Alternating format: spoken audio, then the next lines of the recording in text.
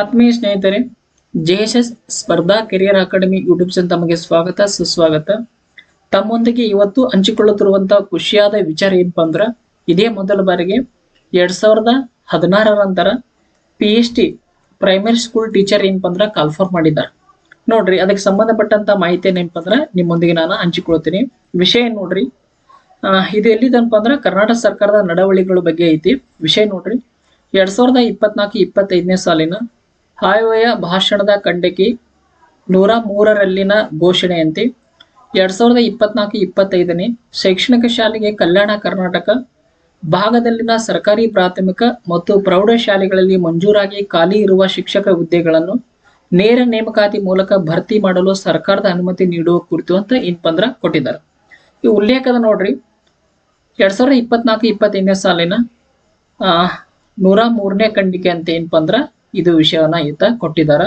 ಇಲ್ಲಿ ಪ್ರಸ್ತಾವನೆ ಬಗ್ಗೆ ನೋಡ್ರಿ, ಮೇಲೆ ಓದಲಾದ ಕ್ರಮಾಂಕ 1ರ 2024-25ನೇ ಸಾಲಿನ ಆಯವ್ಯಯ ಭಾಷಣದ ಖಂಡಿಕೆ 103ರಲ್ಲಿ ರಾಜ್ಯದಲ್ಲಿ ಖಾಲಿ ಇರುವ ಸರ್ಕಾರಿ ಪ್ರಾಥಮಿಕ ಮತ್ತು ಪ್ರೌಢಶಾಲೆಗಳ ಹಾಗೂ ಪದವಿ ಪೂರ್ವ ಕಾಲೇಜುಗಳ ವಿವಿಧ ವಿಷಯಗಳ ಶಿಕ್ಷಕರು ಉಪನ್ಯಾಸಕರುಗಳನ್ನು ನೇಮಕ ಮಾಡುವ ಪ್ರಕ್ರಿಯೆಯನ್ನು ಪ್ರಾರಂಭಿಸಲಾಗುವುದೆಂದು ಘೋಷಿಸಲಾಗಿರುತ್ತದೆ. ನೋಡ್ರಿ, ಪ್ರಾಥಮಿಕ ಶಾಲಾ ಶಿಕ್ಷಕರು, ಪ್ರೌಢಶಾಲಾ ಶಿಕ್ಷಕರು ಹಾಗೂ ಪದವಿ ಪೂರ್ವ ಕಾಲೇಜಿನ ಉಪನ್ಯಾಸಕರು ಮತ್ತು ವಿವಿಧ ವಿಷಯಗಳ ಉಪನ್ಯಾಸಕರು ಏನಪ್ಪ ಅಂದ್ರೆ ನೇಮಕಾತಿ ಮಾಡ್ತೀವಿ ಅಂತ ಏನ್ ಮಾಡಿದಾರಪ್ಪ ಅಂದ್ರ ಘೋಷಣೆ ಮಾಡಿದಾರೆ. ಈಗ ಅದರಂತೆ ಕಲ್ಯಾಣ ಕರ್ನಾಟಕ ಭಾಗದಲ್ಲಿನ ಸರ್ಕಾರಿ ಪ್ರಾಥಮಿಕ ಮತ್ತು ಪ್ರೌಢಶಾಲೆಯಲ್ಲಿನ ಮಂಜೂರಾಗಿ ಪ್ರಸ್ತುತ ಖಾಲಿ ಇರುವ ಒಟ್ಟು 6,584 ಶಿಕ್ಷಕರ ಹುದ್ದೆಗಳ ಪೈಕಿ 80% ಅಂದರೆ ಒಟ್ಟು 5,267 ಶಿಕ್ಷಕರ ಹುದ್ದೆಗಳನ್ನು ನೇರ ನೇಮಕಾತಿ ಮೂಲಕ ಭರ್ತಿ ಮಾಡಲು ಅನುಮತಿ ನೀಡುವಂತೆ ಕೋರಿ ಹುದ್ದೆಗಳ ವಿವರಗಳೊಂದಿಗೆ ಆಯುಕ್ತರು ಶಾಲಾ ಶಿಕ್ಷಣ ಇಲಾಖೆ ಬೆಂಗಳೂರು ಇವರ ಮೇಲೆ ಓದಲಾದ ಕ್ರಮಾಂಕ 2ರಲ್ಲಿ ಸರ್ಕಾರಕ್ಕೆ ಪ್ರಸ್ತಾವನೆ ಸಲ್ಲಿಸಿರುತ್ತಾರೆ. ಇದೇನ್ ಮಾಡಿದಾರಪ್ಪ ಅಂದ್ರ ಪ್ರಸ್ತಾವನೆ ಸಲ್ಲಿಸಿರ್ತಾರ. ನೋಡ್ರಿ, HK ವಿಭಾಗದೊಳಗ ಪ್ರಾಥಮಿಕ ಶಾಲಾ ಶಿಕ್ಷಕರು ಮತ್ತು ಪ್ರೌಢಶಾಲಾ ಶಿಕ್ಷಕರ ನೇಮಕಾತಿ ನಡೀತದ. ಒಟ್ಟು ಎಷ್ಟು ಹುದ್ದೆಗಳದು ಅಂದ್ರ 6,584 ಹುದ್ದೆಗಳದು.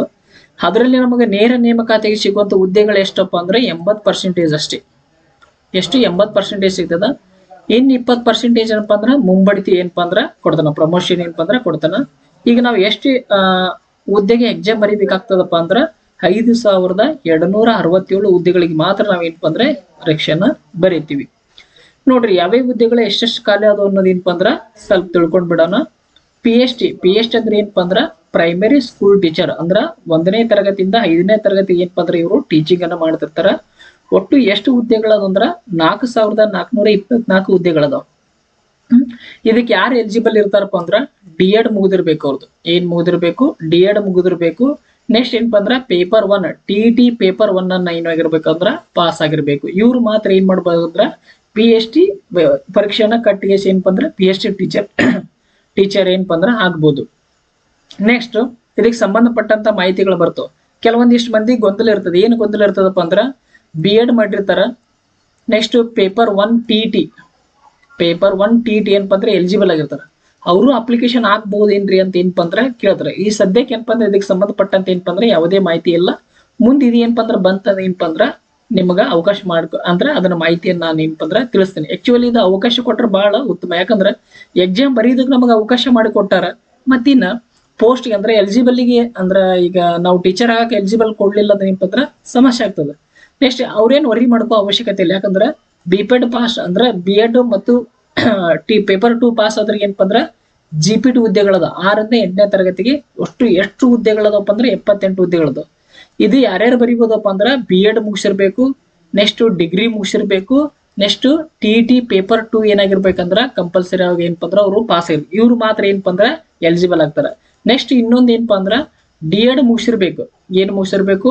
D.Ed ಮುಗಿಸಿರ್ಬೇಕು, ಡಿಗ್ರಿ ಮುಗಿಸಿರ್ಬೇಕು, ನೆಕ್ಸ್ಟ್ ಪೇಪರ್ 2 TET ಪಾಸ್ ಆಗಿರ್ಬೇಕು. ಅವ್ರು ಮಾತ್ರ ಏನಪ್ಪಾ ಅಂದ್ರ GPT ಪೋಸ್ಟ್ ಏನಪ್ಪಾ ಅಂದ್ರ ಎಲಿಜಿಬಲ್ ಆಗ್ತಾರ. B.Ed ಮುಗಿಸ್ತಾರೋ D.Ed ಮುಗಿಸ್ತಾರೋ, ಇವರು ಡಿಗ್ರಿ ಮುಗಿಸಿರ್ಬೇಕು, ಇವರು ಪೇಪರ್ 2 TET ಪಾಸ್ ಆಗ್ಬೇಕು, ಇವ್ರು ಏನಪ್ಪಾ ಅಂದ್ರ ಪೇಪರ್ 2 TET ಪಾಸ್ ಆಗಿರ್ಬೇಕು. ಇವ್ರು ಮಾತ್ರ ಏನಪ್ಪಾ ಅಂದ್ರ ಎಲಿಜಿಬಲ್ ಆಗ್ತಾರ. ನೆಕ್ಸ್ಟ್ ಇನ್ನ ಫಿಸಿಕಲ್ ದೈಹಿಕ ಶಿಕ್ಷಕರು ಏನಪ್ಪಾ ಅಂದ್ರ 380 ಪೋಸ್ಟ್ಗಳದಾವ. ಏನದಾವ? 380 ಪೋಸ್ಟ್ಗಳದಾವ. ನೆಕ್ಸ್ಟ್ ಸೆಕೆಂಡರಿ AM ಪೋಸ್ಟ್ ಎಷ್ಟದಪ್ಪ ಅಂದ್ರೆ 121 ಅದ. ಎಷ್ಟದ 121 ಅದ. ನೆಕ್ಸ್ಟ್ ಸೆಕೆಂಡರಿ P ಟೀಚರ್ ಎಷ್ಟದಾರಪ್ಪ ಅಂದ್ರೆ 216 ಅದಾರ. ಎಷ್ಟದಾರ 216 ಅದಾರ. ಇನ್ನ special secondary special teachers post ಎಷ್ಟದಪ್ಪ ಅಂದ್ರೆ 48 ಪೋಸ್ಟ್ಗಳದಾವ. ಒಟ್ಟು ಟೋಟಲ್ ಆಗಿ ನೇರ ನೇಮಕಾತಿಗೆ ಇರುವಂತ ಅಷ್ಟು ಪೋಸ್ಟ್ಗಳು ಎಷ್ಟಪ್ಪ ಅಂದ್ರೆ 5267 ಪೋಸ್ಟ್ಗಳದ. ಅಂದ್ರೆ 80% ಏನಪ್ಪಾ ಅಂದ್ರ ಈ ಪೋಸ್ಟ್ಗಳು ನೇರ ನೇಮಕಾತಿ ಮೂಲಕ ಏನಪ್ಪಾ ಅಂದ್ರ ನಡೀತಾವ. ಇದು ಏನಪ್ಪಾ ಅಂದ್ರ ಶಿಕ್ಷಕರ ನೇಮಕಾತಿಗೆ ಸಂಬಂಧಪಟ್ಟಂತೆ ಏನಪ್ಪಾ ಅಂದ್ರ ಮಾಹಿತಿ ಅದು. ಈಗಾಗಲೇ ನಮ್ಮ ಯೂಟ್ಯೂಬ್ ಚಾನಲ್ ಏನಪ್ಪಾ ಅಂದ್ರ ಸಂಬಂಧಪಟ್ಟಂತೆ ಏನಪ್ಪಾ ಅಂದ್ರ ಶಿಕ್ಷಕರ ನೇಮಕಾತಿಗೆ ಸಂಬಂಧಪಟ್ಟಂತ 6th ಲಿಂದ ಏನಪ್ಪಾ ಅಂದ್ರ 10ನೇ ತರಗತಿಗೆ ಸಂಬಂಧಪಟ್ಟಂತ ಡೈಲಿ ವಿಡಿಯೋಗಳು ಏನಪ್ಪಾ ಅಂದ್ರ ಬರ್ತಿರ್ತಾವ. ನಿಮಗೆ ಇಲ್ಲಿ ಕರೆಂಟ್ ಅಫೇರ್ಸ್ ಕವರ್ ಮಾಡಿಕೊಡ್ತದ. ಮತ್ತೆ ಸೈಕಾಲಜಿ ಕ್ಲಾಸ್ಗಳ ಆಲ್ರೆಡಿ ಏನಪ್ಪಾ ಅಂದ್ರ ಅಪ್ಲೋಡ್ ಮಾಡಿದೀವಿ. ಕ್ವಶನ್ ಪೇಪರ್ಗಳು ಏನಪ್ಪಾ ಅಂದ್ರ ಬಿಡಿಸಿವಿ.